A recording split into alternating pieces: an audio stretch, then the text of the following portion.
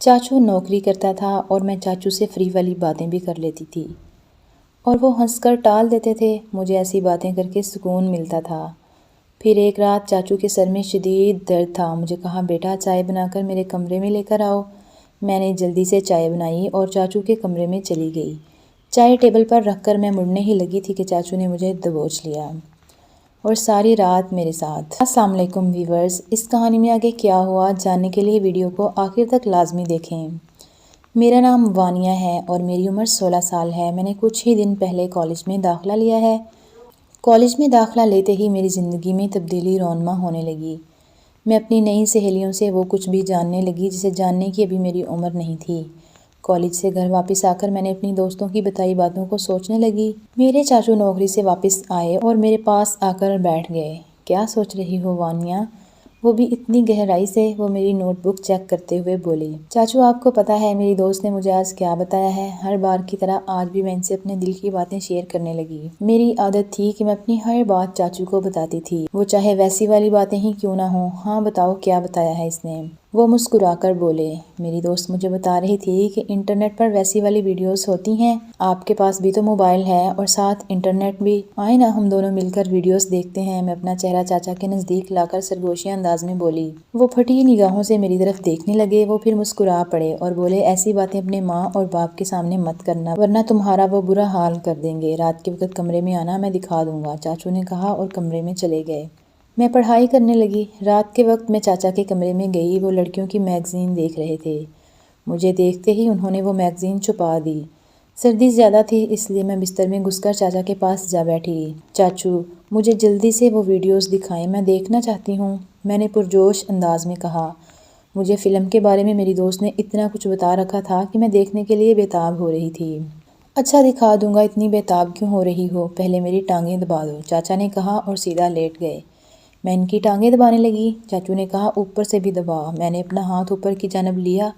اچانک چاچو اٹھ کر بیٹھ گئے اور بولے کل پڑھائی کر لینا، میں رات کو تمہارا ٹیسٹ لوں گا۔ چاچو کا بدلہ رویہ میں سمجھ نہیں پائی، مگر جب ابو نے کمرے میں قدم رکھا تو میں سمجھ گئی کہ ابو کو دیکھ کر چاچو نے بات بدلی ہے۔ تم اتنی رات کے وقت چاچو کے کمرے میں کیا کر رہی ہو؟ چلو اپنے کمرے میں جاؤ، ابو نے سخت انداز میں کہا۔ میں جلدی سے اپنے کمرے میں آ گئی۔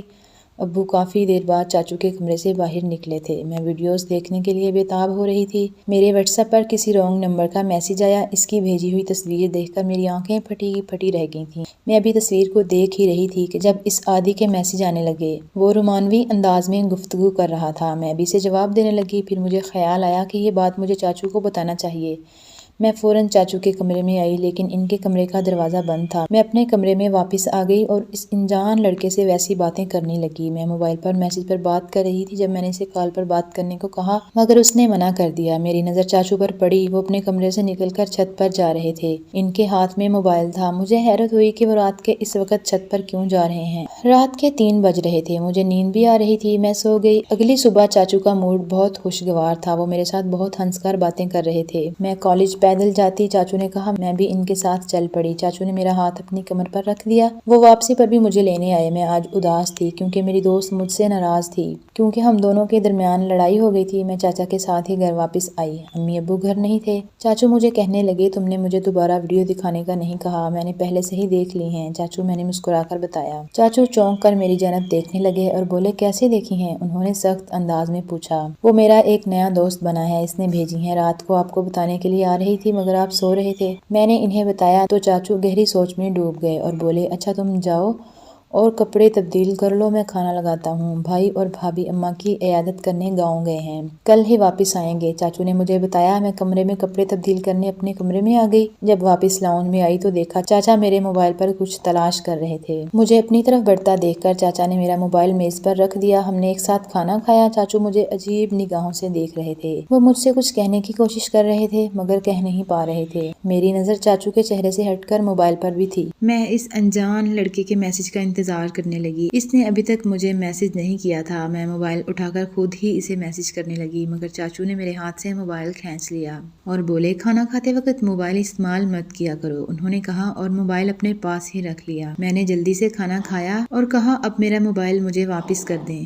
دے دوں گا مگر بعد میں، ابھی برتن سمیٹ کر میرے کمرے میں آ جاؤ۔ میں نے ایسا ہی کیا۔ رات کے 9 بج رہے تھے۔ میں چاچا کے کمرے میں آئی اور بولی اب تو مجھے میرا موبائل دے دیں، مجھے اس سے بات کرنی ہے، میرے سر میں بہت درد ہو رہا ہے، جاؤ میرے لیے اچھی سی چائے بنا کر لاؤ۔ میں چائے بنانے چلی گئی۔ کچھ دیر بعد چائے بنا کر میں کمرے میں آئی اور چائے ٹیبل پر رکھ دی اور مڑ کر جانے لگی۔ تب چاچو نے مجھے بازو سے پکڑ لیا اور بولے آج رات میرے کمرے میں ہی رک جاؤ۔ میں خاموش نگاہوں سے ان کی جانب دیکھنے لگی، کیونکہ آج رات مجھے اس لڑکے سے ویڈیو کال پر بات کرنی تھی، وہ بھی بنا لباس کے۔ تبھی وہ مجھ سے حقیقت میں ملنے والا تھا۔ نہیں، میں اپنے کمرے میں جاؤں گی، میں نے مدھم آواز میں کہا اور اپنا بازو ان سے چھڑوا کر کمرے سے باہر جانے لگی، مگر چاچو نے مجھے جانے سے روک دیا اور بولے میں نے جو کہا ہے اتنا ہی کرو، ان سے سخت لہجے میں کہا اور مجھے اپنے بیڈ پر لٹا دیا۔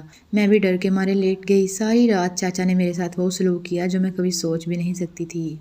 وہ رات پھر میرا موبائل استعمال کرتے رہے اور مجھے سونے بھی نہیں دیا۔ جب رات 3 بجے تو انہوں نے مجھے کہا تم دیکھنا چاہتی ہو نا وہ لڑکا کون ہے جو تمہیں ویسی تصویریں دیتا ہے، وہ ویڈیو بھیجتا ہے۔ چاچو کی بات سن کر میں خوش ہوئی اور بولی ہاں میں دیکھنا چاہتی ہوں۔ چاچو نے میرا موبائل میرے ہاتھ میں تھمایا اور کہا دیکھو اسے۔ تصویر دیکھ کر میرے ہوش اڑ گئے اور لڑکا میری دوست کا منگیتر تھا۔ میں پھٹی آنکھوں سے چاچو کی جانب دیکھنے لگی، میری آنکھوں سے آنسو بہہ رہے تھے۔ تم نے جب مجھے اس لڑکے کے بارے میں بتایا تو میں سمجھ گیا تھا کہ کوئی تمہیں بیوقوف بنا رہا ہے۔ میں نے تمہارے موبائل سے تم بن کر اس سے بات کرنا شروع کر دی۔ وہ تمہاری گندی تصویریں بنا کر سوشل میڈیا پر ڈالنے والے تھے۔ اگر میں اسے ڈراتا نہ، پولیس کی دھمکی نہ دیتا تو تمہاری جان برباد ہو جاتی، خاندان کی عزت خراب ہو جاتی۔ تمہاری یہ عمر کچھ اچھا سیکھنے کی ہے، ایسی برائی والی باتوں اور ان کاموں سے خود کو بچا کر رکھو۔ تم جب مجھ سے ایسی باتیں کرتی تھی تب میں مذاق سمجھ کر ٹال دیتا تھا، مگر مجھے احساس ہوا مجھے ٹالنے کے بجائے تمہیں سمجھانا چاہیے۔ چاچو کی بات سن کر میں پھوٹ پھوٹ کر رو پڑی۔ انہوں نے مجھے دلاسا دے کر خاموش کروایا اور سمجھایا کہ میں کالج میں ایسی لڑکیوں سے دوستی کروں جو پڑھائی میں تیز ہوں، نہ کہ برے کاموں میں۔ میں نے بھی چاچو سے عہد کیا کہ میں اب صرف اپنی پڑھائی پر توجہ دوں گی، نہ کہ لڑکوں اور ایسے برے کاموں میں۔ وقت کے ساتھ ہی سب کچھ اچھا لگتا ہے۔ تو ناظرین یہ تھی ہماری آج کی کہانی۔ مزید اس طرح کی ویڈیوز دیکھنے کے لیے ہمارے چینل کو سبسکرائب کریں اور ساتھ ہی لگے بیل آئیکن کو کلک کریں تاکہ ہماری آنے والی ہر نئی ویڈیو بآسانی آپ تک پہنچ سکے۔